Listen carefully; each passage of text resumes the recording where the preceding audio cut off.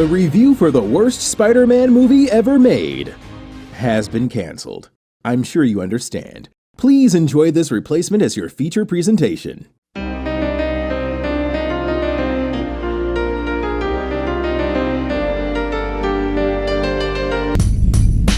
Oh, hi NC fans. We got the results of the test back. You definitely have April Fools. While a few things will be different for the time being, it's business as usual with a new Nostalgia Critic every week. So, sit back, relax, and enjoy the end of Spider-Month. I love this job.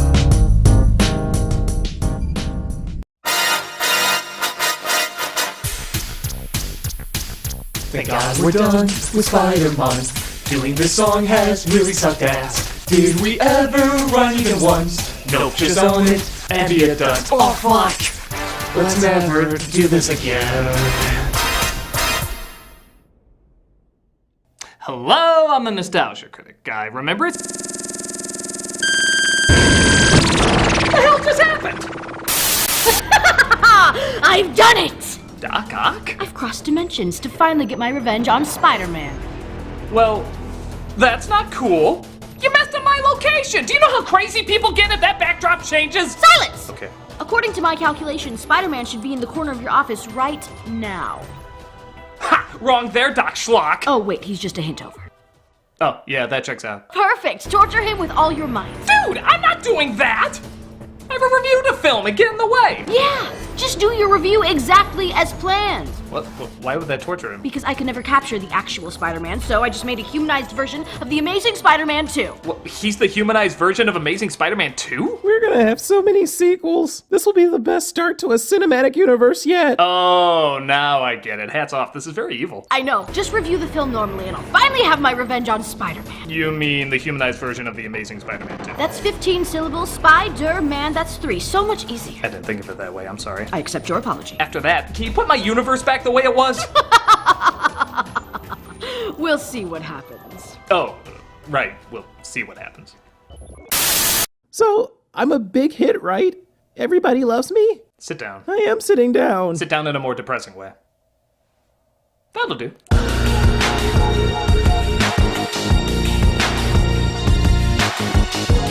After the respectable success of Amazing Spider-Man, it seemed like Sony had a reboot that could possibly get some traction. So, what did they do? What every idiot studio at the time did! They tried creating a cinematic universe! 2014's Amazing Spider-Man 2 was supposed to be the start of several spin-off movies as well as at least 2 more sequels.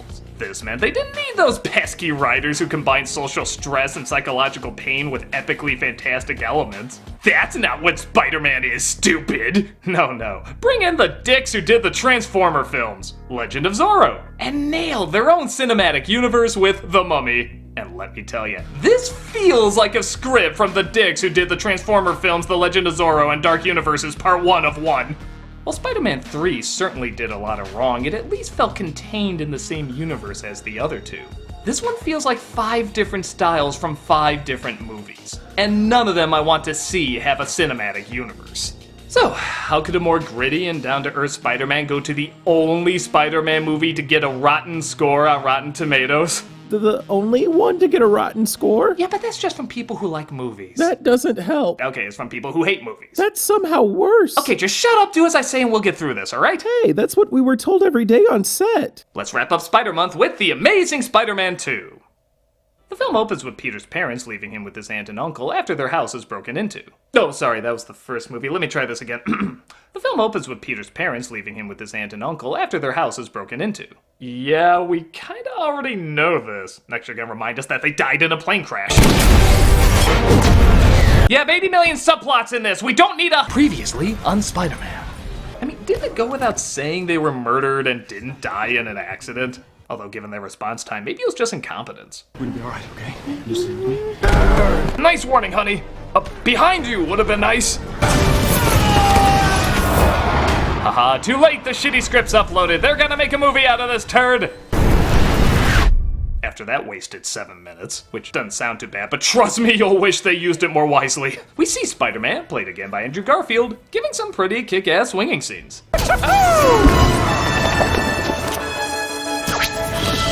I'm I'm glad they finally hold on these shots long enough, as it's the closest I've ever felt in any of these movies to feeling like I'm swinging in the air. They're really well done and deserve a lot of attention. The film also appears to be more colorful and lively compared to the last one, with a new good-looking spider suit, plenty of bright imagery, and a pretty fun action sequence stopping the Rhino, played by a completely wasted Paul Giamatti. No, not just underutilized, I think he was legit wasted.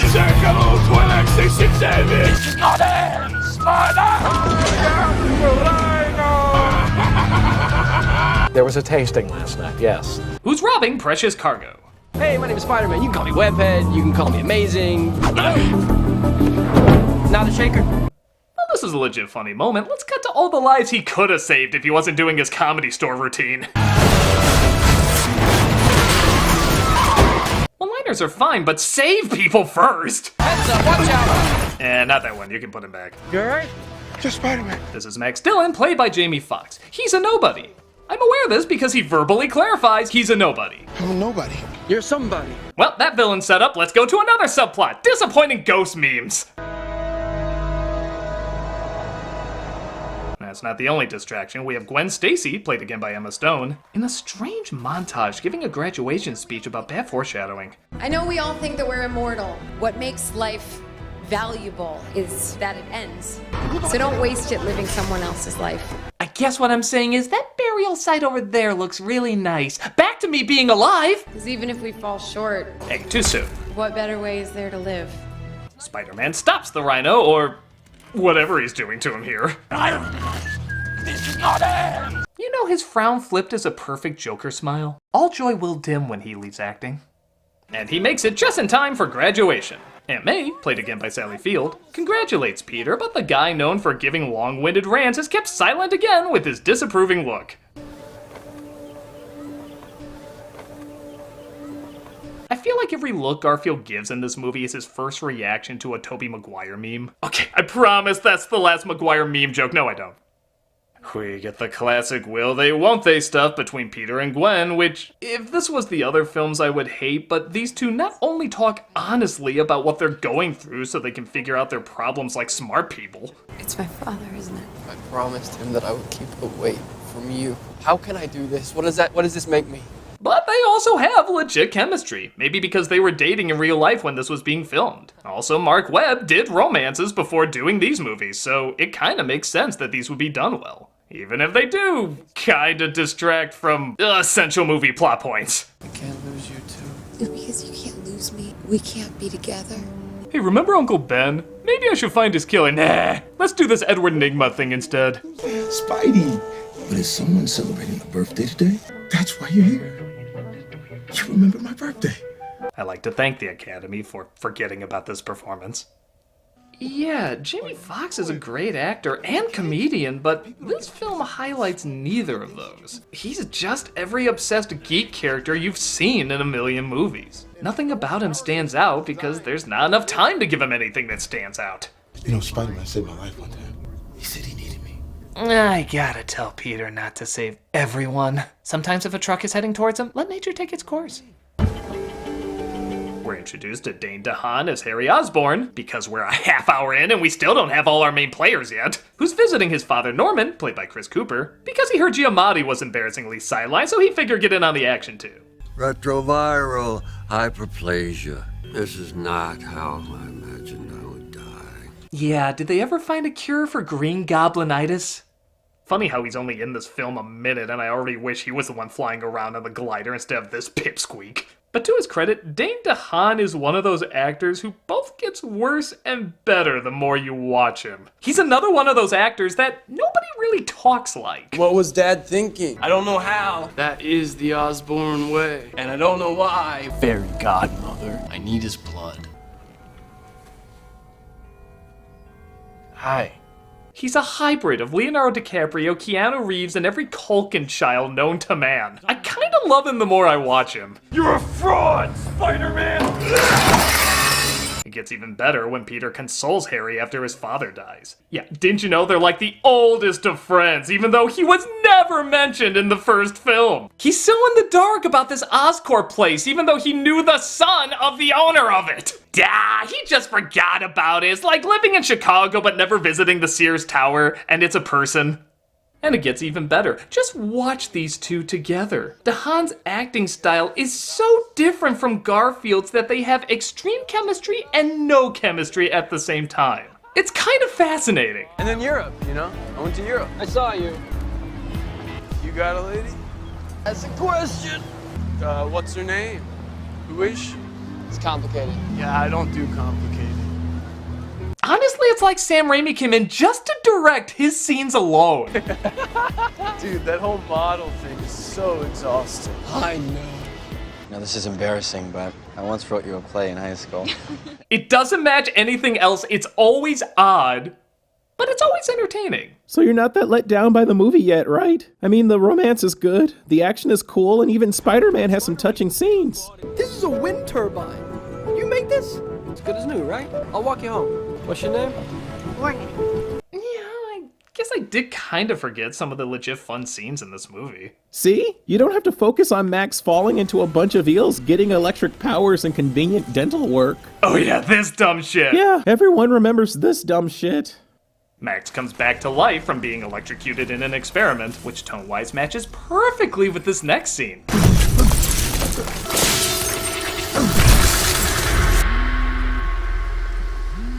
It's like a TV monster movie went to commercial for a dating app. We'll return to the TNT movie right after this. I didn't think I could meet anyone, but then Web Together introduced me to a girl I could really fall for. Well, she fell for me, but I'm getting too technical. My laugh That is laugh off is the off table. the table. You got to figure out a more annoying laugh. That's still adorable. Yeah, alright. Even though I praised the hell out of these two, let's talk about some of their legit problems. You see, everything in the movie is always moving 20 things forward. So when you have a romance where they just kind of chat about random stuff, completely different from everything else in the film, you do start to feel like a third wheel watching them. No more of this little nose rub do you do. Don't think I have a day. What am I supposed to do? It's allergy season. You're just spitting in the face of my ground rules. I'm out. Oh god, just bang already! Max is transformed into Electro, who I have to say looks nothing like the comic, but does look pretty damn cool. On the ground! No, stop! Don't do that! Get down on the ground into the gas! Why is that so hard to understand? Even his reason for being evil is very basic bitch motivated.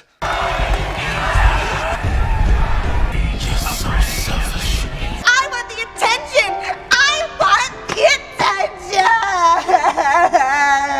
Spider-Man tries to talk him down before fighting him. Again, I really feel like Garfield nailed the comedic, but still caring elements that made Spider-Man such a great hero. Minus that count. And even though this line makes no sense, I still get a laugh out of it. What's your name again? How could you forget me? I know it, don't tell me. It's Max. Is it Max? Yes. Again, I don't know what way that was intended to be funny, but it is funny. We get another inventive and colorful action sequence as Spider-Man knocks Electro out and his ratings go up. What the hell does that mean? It means this movie isn't as bad as you're saying. Sure, there's a few hiccups here and there, but every Spider-Man movie has that. I'm gonna be okay. So is he destroyed yet? Hey, his soul doesn't look demolished. It's okay. We're only halfway through the movie. Oh, you're only halfway through. Got it. You scared me for a second. Carry on. Do things get better halfway? It's a complicated question. Well, that gives me hope. But with a simple answer, no, it does not. Aw.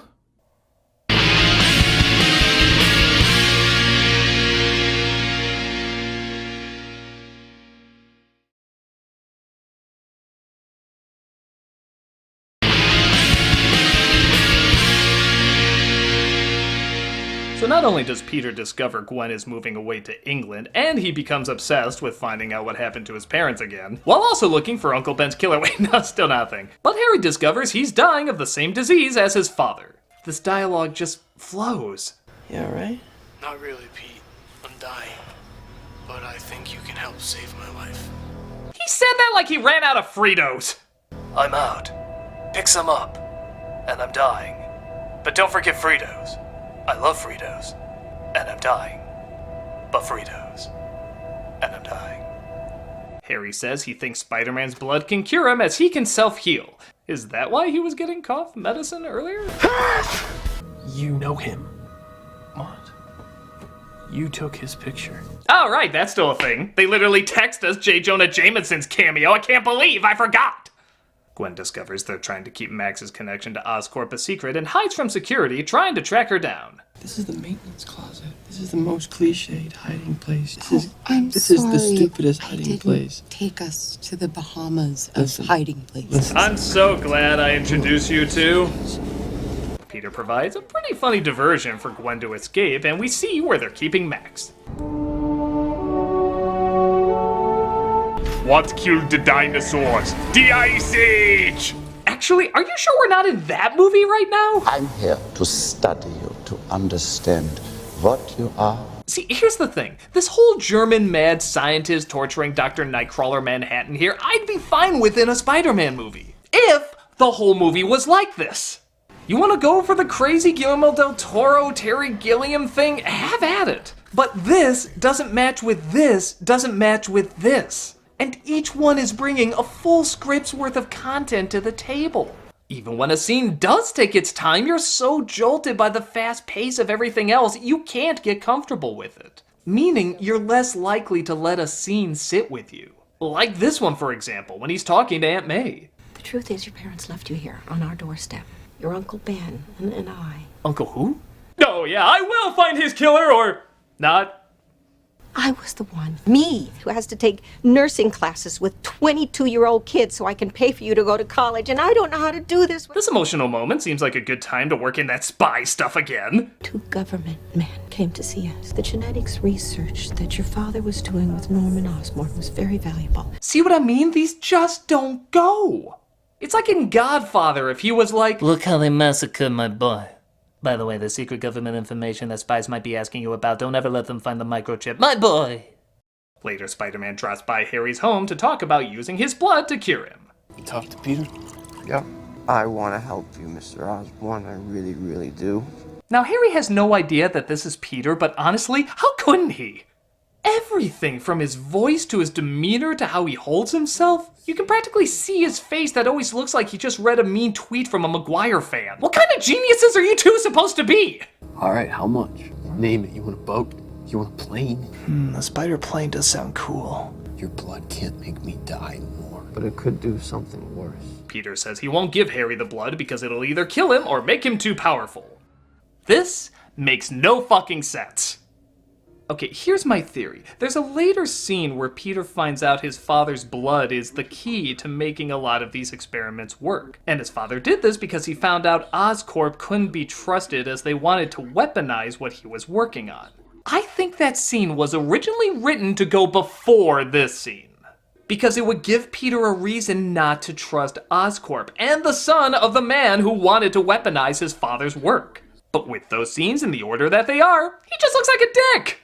Does he not trust Harry? He hasn't done anything to not earn his trust. And even if he did grow powerful, just keep him on the right path like he was your best friend. Say, that reminds me, you're best friends, aren't you? You're gonna let your best friend die because of, honestly, a lot of solutions to minor problems? So much of the goodwill built up in these previous scenes is being obliterated over not just a stupid choice, but a cruel choice. As the film continues, the bad scenes start to erase the good scenes that came before it. As, looky here, another villain is introduced. Yeah, not enough to make it on the poster, but he's a villain. Apparently, this guy makes it look like Harry hid Max and fires him from his duties. But it's cool. Felicia Hardy, oh yeah, Black Cat is in this, tells Harry about their secret lab below. Hey, gotta justify her in this somehow for that spin-off movie that's never gonna happen. Before they destroyed the spiders, they had the venom extracted. Where is it?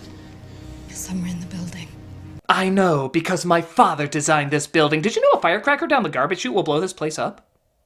Peter also discovers a secret lab for himself. His father had an Oscorp location in an abandoned subway that I guess Oscorp just forgot about. Unless his dad put that all together, which look at that fucking thing, no. And he discovers, like I said before, that Oscorp wanted to weaponize his experiments. Destined to find a cure, Harry frees Electro, saying he needs him. He zaps the guards and electricities some shorts, joining Harry's side. Remember me? Weirdly, no. Electro puts together, let's be honest, a fucking weak-ass suit. You look like the Fantastic Four member they hide behind Thing. And they force the new head of Oscorp to show him where the possible cure might be while Electro goes to kill Spider-Man. What is all this stuff? The future. Well, we know that's not true. He takes the cure made from the venom of the Oscorp spiders. Oh, now I get how that was gonna tie in. Very clever. But as predicted, it has some side effects, giving even less of a fuck about your performance being one of them. You're making me hammy. You wouldn't like me when I'm hammy. Peter wastes the city's entire budget on bridge maintenance just to let Gwen know that despite her leaving, he still loves her. Spider-Man kidnapped that woman! He also lets her know that he's going to move to England with her. Boy, not much wind on those New York bridges, huh? I'm just gonna follow you everywhere. I'm just gonna follow you the rest of my life. Or, rest of your life would be more practical. I have an entire file of these jokes. The power goes out all over the city, but Peter and Gwen have an idea how to bring it back, while also stopping Electric Andros. Do you see me now, Spider-Man? Yeah, the rivalry has been so built up. What was his motivation again? I want attention! Oh, and get this. Two planes are about to crash into each other if the power's not turned back on. But literally nobody in the movie knows this, so it adds no extra tension. None of the main characters are on there, and we know it's not gonna crash. It honestly feels like it was added at the last minute because the climax wasn't exciting enough. With that said, this climax isn't exciting enough. The CG is not particularly impressive, especially compared to earlier. The shots in action are pretty standard. And then, you know, this dumb shit.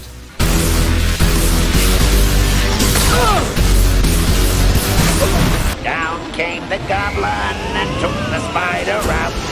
Spider-Man. Bet you never saw this coming.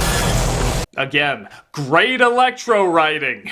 What other great quips did he have? Die, Spider-Man, or I got you now, or die, Spider-Man? At this point, I think I would prefer you're the one who's out Gobby out of your mind. At least I'd remember it.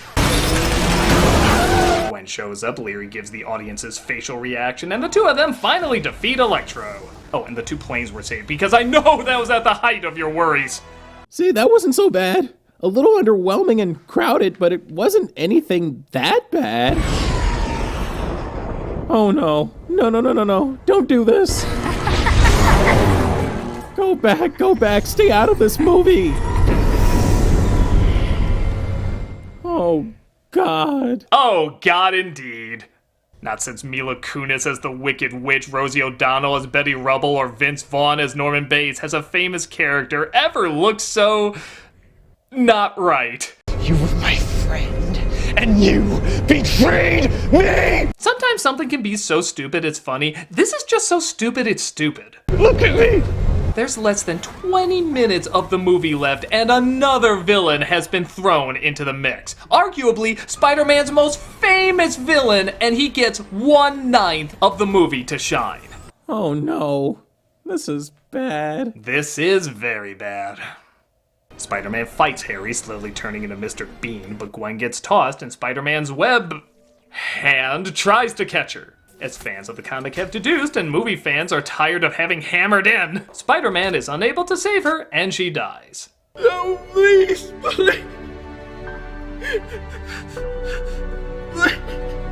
So, cool, they got one of the biggest deaths in comic book history finally on the big screen.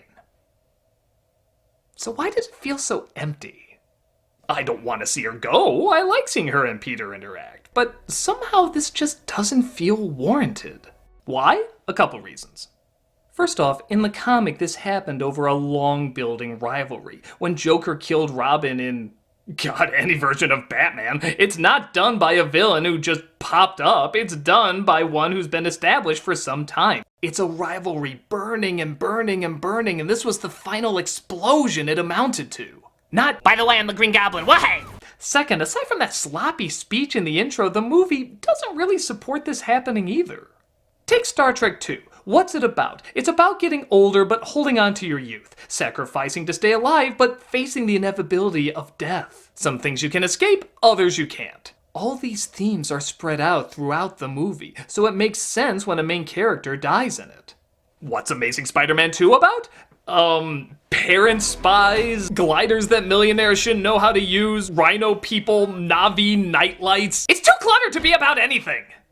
The only other way it could work is if they did it to be more realistic, like Godfather or Game of Thrones. You know, the shock value adds to the realism. And I don't think this is a series that rides that much on that anymore. The tragedy is this is the second time a Spider-Man movie has botched this scenario, which means we're never gonna see this done correctly on the big screen because everyone's just too familiar with it. So, one of the most famous comic book deaths in history is just gonna have to stay in comic book history, because it's forever ruined anywhere else. Wow. Wow. Yes, that's it! Squish him like a clump of wet Play-Doh! Really, that's the best squishing analogy you could come up with in this scenario? Oh God, this can't be happening. Don't worry, it gets better. Really? No. Months go by as Peter is too scarred to fight crime and the masked figure from the ending of the first film. No shit, I forgot there's a masked figure at the end of the first film. You never find out who he is, it doesn't matter. Teams up with Harry and uses the weapons down below to form the sinister 1.5. I crush you, I kill you, I destroy you. Giamatti did think he was playing Gru in this, right? This is all just another bizarre Minion spinoff? Hold the fire! Spider-Man is back! You are much shorter than I remember! I knew you'd come back. Yeah, thanks for stepping up for me. Looks like you got this, so I'll be taking off. He attacks the rhino, and the rest is to be finished off another never. What? There's never another one? Nope. Amazing Spider-Man 2 was not really that amazing in a lot of people's eyes. The film by no means bombed, but it didn't make the money it was hoping for. Because of this, all future spin-offs and sequels were scrapped, and Sony finally made a deal to share the character with Disney. But this was supposed to be the big one, the trailblazer that launched 1 million universes. You got Tom Hardy burping in Venom. Nah, but Oh. Alright, so is this the worst Spider-Man movie? In my opinion, yes. Say what you want about 3, but it had themes and ideas, and it committed all the way to them, it just wasn't very good at doing it and got too crowded. This one also got too crowded, also wasn't good at conveying its ideas, but on top of that, it felt like a bad commercial for movies that didn't even exist yet. Ironically, it repeated a lot of the same mistakes as 3, except it didn't have that strange, unique voice to help it stand out. Because of this, we get a film that's not only crowded and confused, but also bland, forgettable, and at times, pretty boring. Does that make it one of the worst movies ever made? No, honestly, I wouldn't even call it one of the worst comic book movies ever made. It has some cool action and good acting, but you always know where its loyalty lies, to franchising. You can franchise a series fine, but you have to be committed to a good story and ideas first. And those simply aren't in this one. It's too bad. I really like Garfield as Spider-Man and would like to have seen where the series would have gone if they had gotten more competent writers behind it. As well as a studio that focused more on getting one film right instead of the next 5. So, despite it giving some good scenes, Amazing Spider-Man 2 still remains, in my opinion, the worst Spider-Man movie ever made. Oh God! Oh God! Well done, Nostalgia Critic. You've ruined Spider-Man forever. You mean the humanized version of the Amazing Spider-Man? 3 syllables. Right. Now to ruin other versions of Spider-Man. I wonder if I can cast Jared Leto in anything. So long, plebeians! Oh God! Oh God! Oh God! Oh God! Oh God! This can't be happening! Oh God! It's all over! It's all over! Oh, come on, it's not all over. Yes, it is. Everything's gone to shit, and I'm never gonna get things back to normal. Nothing will ever be the same. Well, yeah. I mean, you're right. This will be a painful hit for you, and it'll affect more than you're probably aware. In fact, chances are you won't come out of this the same as when you went in. Are you trying to motivate me? Because you suck balls at it. Well, I'm trying to be realistic. Oh, good. That's just what I need now. You do! Because the truth is, you've been through worse. I mean, your history is filled with huge wins and great losses, and every time it looked like you weren't gonna make it, you found another avenue to thrive in. Sometimes you had to stay out of the public eye for a while, but like anything special, people never forgot you. And in time, you'll learn how to grow something special within your limitations. Occasionally, even more special. Whenever it looked like every pathway was closed off, you found a way to slither through and become stronger on the other end. So yeah, you're gonna be out of commission. It's not fair and it's gonna suck. A lot. But you always find a way to get through it. You always find the will to be strong and inspire other people to be strong in the process. No matter what avenue you need to take. And you know why? Why? Because you're fucking awesome. I'm fucking awesome? And you remind people how fucking awesome they are. And fucking awesome feeds off of fucking awesome until there's so much fucking awesome in the world we don't know what to do with it. So you're gonna give up? Or are you gonna continue to inspire that awesome? I'm a perpetual awesome machine. Damn right you are. You may be down and out for a bit, but nothing can take away your goddamn awesomeness. Yeah. Yeah. Yeah. Yeah. We do know what we're really talking about, right? Of course. We're talking about motherfucking Spider-Man. Motherfucking Spider-Man. Motherfucking Spider-Man. So, what do we do now? Ooh! I haven't finished up Punisher yet. I never got into those Marvel shows. What am I supposed to say to that?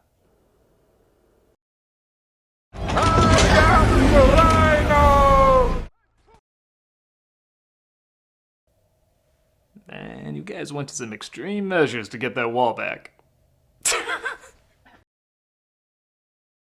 Hey everybody, Doug Walker here doing the charity shout out, and once again, in light of everything going on, we are doing another charity that we've done before, but you're probably hearing a lot about from talk shows and the news and people just saying, hey, here's how you can help out. We're doing Feeding America. This is a charity that specializes in helping people who do not have food get food, get them to food pantries and food banks. In fact, exact numbers, well, pretty close to exact, over 200 food banks and over 60,000 food pantries this organization helps give food to. And obviously the reason we're doing this charity is that, we've had the past couple of help, very much trying to stop spreading the coronavirus and helping those with the coronavirus. But this specializes in people that have been affected by it in a different way. If you've been watching, the unemployment has just skyrocketed because of the virus. So a lot of people are suddenly left without a job, without much money, and everybody needs food. Everybody needs to eat to survive. So this is an organization that has always specialized in that. And right now they're really, really specializing in it because they do such good work. They're like pretty much the best known in pretty much this category. They just, you look at their website, you look at their history, it's just wonderful work they've done, and they are continuing to do great work. So if you can check them out, if you can look at their website, possibly donate, because there's a lot of people struggling now. Pretty much everybody is affected by this. So, and if you're struggling, fair enough. Still give a look, see if there's anything you can give, because it really will make a huge difference. Everybody needs to eat. So take a look at the site and see what you can do. Thank you so much.